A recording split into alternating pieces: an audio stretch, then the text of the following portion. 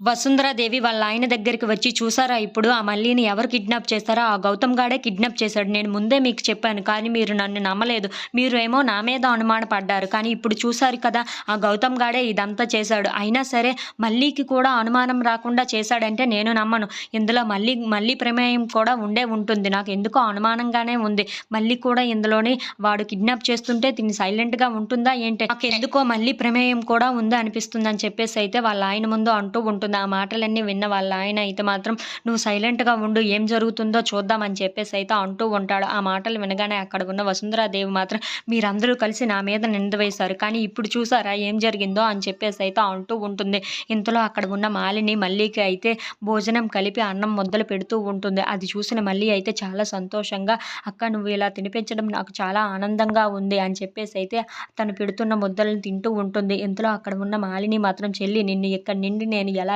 తీసుకొని వెళ్తాను కదా! ఆ నమ్మకం నేను నీకు ఇస్తున్నాను" అని చెప్పేసి అయితే అంటూ ఉంటుంది. ఇంతలో అక్కడ ఉన్న గౌతమ్ అయితే ఏం జరుగుతుందో ఏమో అని చెప్పేసి చాలా టెన్షన్ పడుతూ ఆలోచిస్తూ ఉంటాడు. ఇంతలో అక్కడికి అరవింద్ అయితే పోలీసులు తీసుకొని వస్తూ ఉంటాడు. "రండి మేడం రండి.